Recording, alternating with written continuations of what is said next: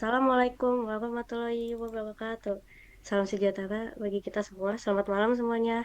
Kami dari kelompok 6 kali ini akan membahas materi yang berjudul fenomena monetisasi live streaming YouTube memengaruhi perilaku penonton, yaitu dalam bentuk proyek kami eh, tentang media interaktif pembelajaran di mata kuliah Teknologi Informasi dan Komunikasi. Pertama-tama, kita perkenalan dulu sama anggotanya. Saya Malvaina, eh, dan rekan saya ada Aura Abelia, Saskia, Tomiko, dan Desandi. Oke, langsung lanjut aja. Jadi pembahasan kita kali ini akan mencangkup materi studi kasus, kesimpulan, dan daftar pustaka. Oke, selanjutnya kita ke materi pertama yang akan dibawakan oleh rekan saya Aura Abelia. Silakan.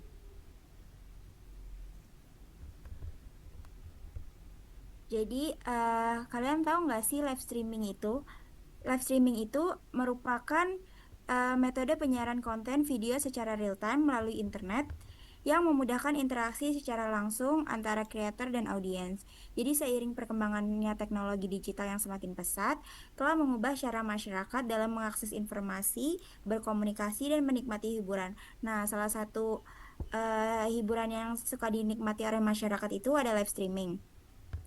Kami mengambil eh, fenomena live streaming di khususnya platform seperti YouTube karena YouTube ini menjadi pusat pertumbuhan live streaming karena memiliki basis pengguna yang besar. Serta di YouTube ini mempunyai fitur monetisasi yang kuat seperti super chat dan membership, serta integrasi komunitas yang memungkinkan engagement lebih tinggi.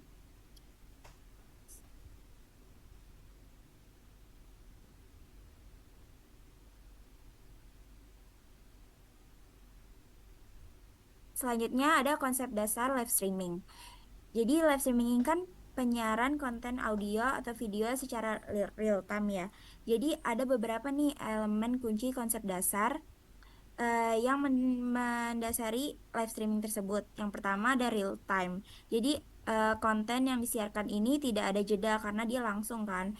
Dia ada interaksi antara content creator dan audiens. Yang kedua, distribusi digital.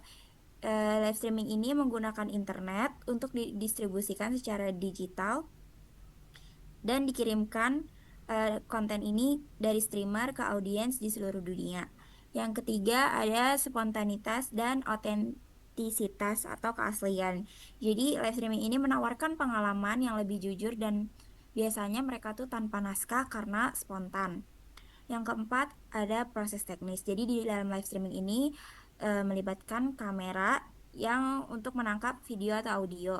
Selanjutnya, data dikompresi lalu dikirimkan ke server, lalu disebarkan ke perangkat penonton seperti ponsel, laptop, dan lain-lain dalam kurun waktu detik.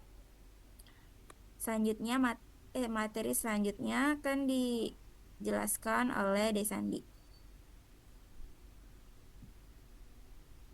Oke, langsung kalau tadi udah dijelasin tentang konsep dasar live streaming, di sini saya akan menjelaskan tentang fenomena live streaming yang sekarang lagi booming banget di Instagram dan sebagainya. Nah, saat ini perkembangan konten media sosial yang memungkinkan antara pengguna melakukan interaksi secara langsung yang dinamakan live streaming. Hal ini menggambarkan bahwa aspek komunikasi mengalami peningkatan yang dapat merubah perilaku pengguna media sosial yang tadinya kita membutuhkan konten diunduh terlebih dahulu, tapi dengan adanya live streaming kita mendapatkan konten secara instan. Nah, live streaming ini didefinisikan sebagai sebuah video yang ditampilkan di internet secara real time tanpa direkam dan disimpan terlebih dahulu. Karakteristik yang fleksibel seperti mudah diakses, real time, dan interaktif membuat live streaming dijadikan sumber pendapatan oleh beberapa konten kreator. Beberapa platform populer untuk melakukan live streaming antara lain seperti YouTube Live, uh, Twitch, habis itu ada TikTok Live, Instagram, dan Facebook. Penggunanya juga beragam, bisa market dan gaming. Next.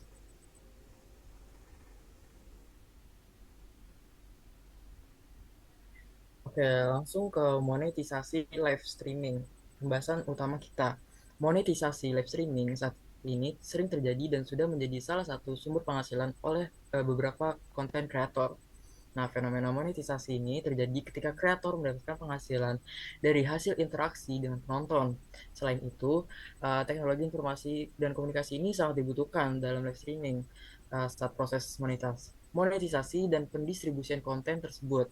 Nah, kemudian terdapat beberapa mekanisme monetisasi yang biasanya dilakukan oleh konten kreator. Antara lain ada pertama ada gift. Gift ini adalah memungkinkan konten kreator mendapatkan hadiah seperti koin atau uang dalam bentuk digital. Terus kemudian teknologi yang digunakan ini adalah payment dan database real time. Kemudian ada iklan. Iklan. Konten kreator ini mendapatkan pendapatan dari iklan yang dipasang oleh platform dinilai berdasarkan jumlah penonton, durasi, dan jenis iklan. Nah, teknologi yang digunakan proses ini adalah machine learning dan ads targeting AI. Kemudian ada membership. Saat penonton membayar sesuatu kepada kreator dan mendapatkan beberapa keunggulan seperti program eksklusif. Nah, teknologi yang digunakan di membership ini tuh kayak manajemen membership seperti payment gateway dan user authentication system. Kemudian yang terakhir ada live chat. Live chat ini adalah fitur yang paling penting banget kalau misalkan konten kreator melakukan live streaming. Karena biasanya konten kreator ini akan berinteraksi secara real time dan beberapa chat ini tuh ada yang di highlight agar streamer melihat. Nah, teknologi yang digunakan adalah low latency communication technology. Next. Nah, jadi inti dari video yang ditayangkan pada PPT kami ini menjelaskan bahwa saat ini tuh beberapa orang memanfaatkan fitur live streaming ini untuk mendapatkan AdSense atau mendapatkan uang digital yang diubah menjadi uang konvensional. Dengan begini, live streaming tidak dijadikan sebagai hobi, tetapi menjadi sumber penghasilan. Next.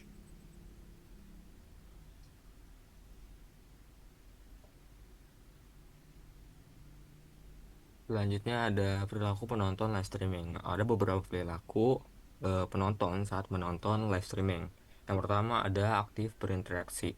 Jadi penonton ini mengirimkan komentar, like, dan partisipasi secara real time.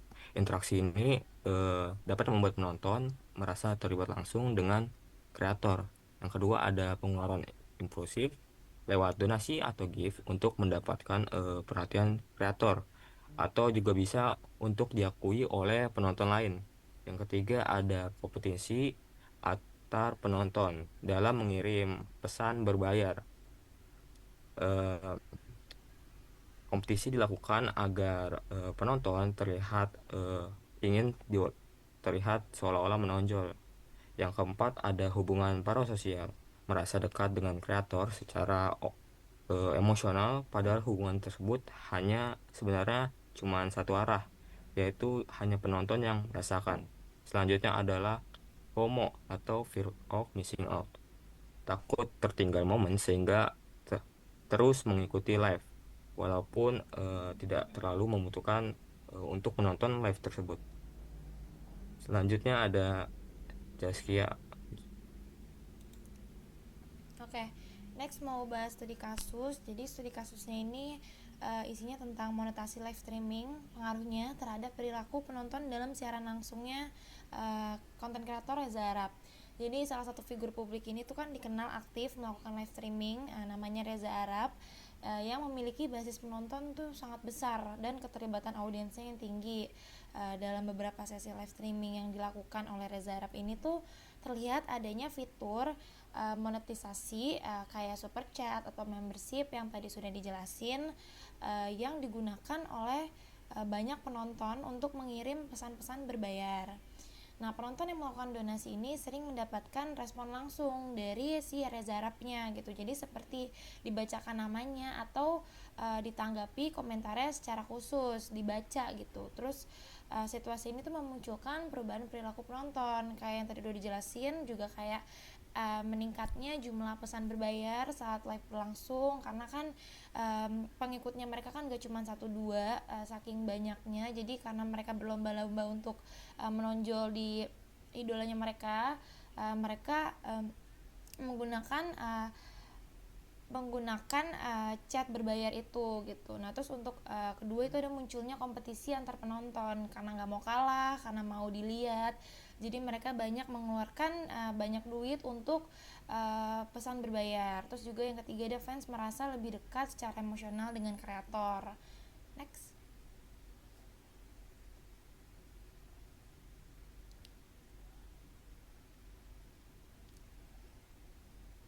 Oke.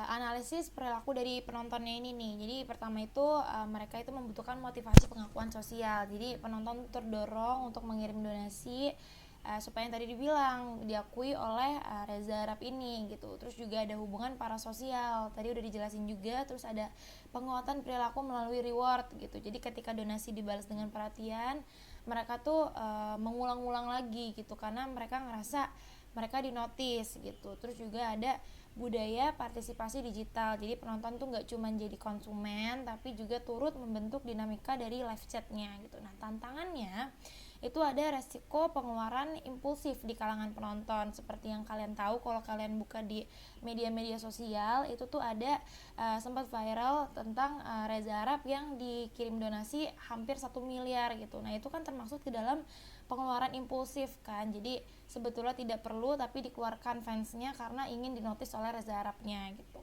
Terus juga yang kedua ada tekanan sosial untuk berdonasi. Jadi yang harusnya mereka tidak perlu untuk donasi, cuman karena mereka sangat menyukai Reza Arab gitu, sangat mengidolakan Reza Arab, mereka rela mengeluarkan sedikit atau banyak duitnya agar dinotis oleh Reza Arab. Terus juga yang ketiga itu ada potensi penyalahgunaan fitur chat untuk menarik perhatian. Jadi karena fitur chat berbayar ini gak cuman teks doang yang bisa dikirim, kayak misalnya video atau foto mereka bisa ditaruh di dalam fitur chat berbayar ini. Jadi kadang mereka menunjukkan foto apa video mereka agar Reza Arab ini lihat bahwa fansnya seperti ini gitu.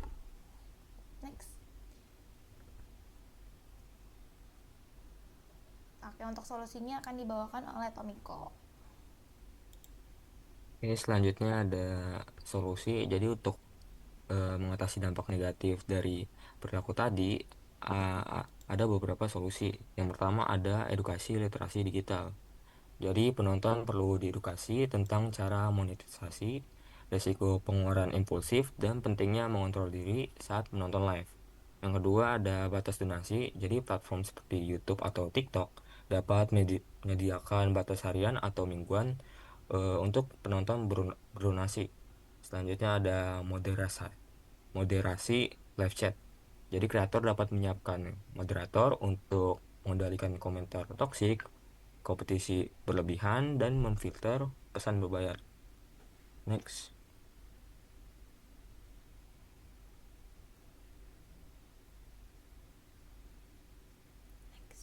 Nah, untuk solusi tambahannya ada transparansi dari kreator. Jadi kreator seperti Reza Arab tadi dapat menjelaskan tujuan penggunaan donasi. Jadi sehingga penonton ini merasa partisipasinya tidak disalahgunakan oleh Reza Arab sendiri. Selanjutnya ada fitur anonim pada donasi. Jadi penonton bisa memilih untuk menyembunyikan nama saat mengirim donasi agar tidak terpicu kompetisi. Selanjutnya ada kontrol diri penonton. Jadi penonton bisa membatasi diri dengan aturan pribadi seperti penonton menetapkan batas donasi, menonton seperlunya, dan bisa juga menghindari FOMO agar tidak terpengaruh tekanan saat live. Next akan dibacakan oleh Mak Faina. Terima kasih Tomiko. Kan tadi udah dijelasin mengenai solusinya. Sekarang kita akan masuk ke bagian kesimpulan. Tapi pertama, siapa di sini yang pernah nonton live streaming? Atau siapa yang pernah ikut komentar atau kayak kasih gift gitu? Kan kemungkinan pasti ada ya. Nah, ini tuh buktinya dari fenomena live streaming telah mengubah penonton yang dari kayak sekedar penonton biasa jadi ke penonton yang lebih aktif. Karena dengan interaksi langsung melalui donasi atau fitur live chat itu eh, memungkinkan audiens untuk menciptain hubungan yang lebih kuat antara kreator sama audiens ya. Karena ketika kayak audiens yang donasi itu kayak kemungkinan besar akan lebih dinotis sama kreatornya. Namun, kondisi ini juga membawa dampak negatif yang mempengaruhi perilaku penonton. Nah, untuk itu penting bagi para kreator untuk menerapkan strategi yang eh, transparan dalam monetisasi dan juga gimana bisa melibatkan penonton secara edukatif. Edukasi literasi digital dan komunikasi yang terbuka dapat membantu audiens lebih paham akan proses live streaming yang baik. Itu menurut Chen Chen Wang and Wang 2021. Nah, dengan mengatasi tantangan ini, kita dapat ciptain lingkungan literasi yang lebih sehat dan bermanfaat. Ini selanjutnya ada daftar pustaka. Ini sumber-sumber dari yang kami gunakan. Oke, next.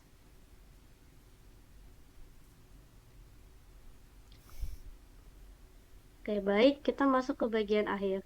Sebelumnya, terima kasih telah mendengarkan pembahasan dari kelompok kami. Mohon maaf jika ada kesalahan dalam perkataan, dan semoga pembelajaran kali ini bisa bermanfaat. Sekian, terima kasih. Wassalamualaikum warahmatullahi wabarakatuh.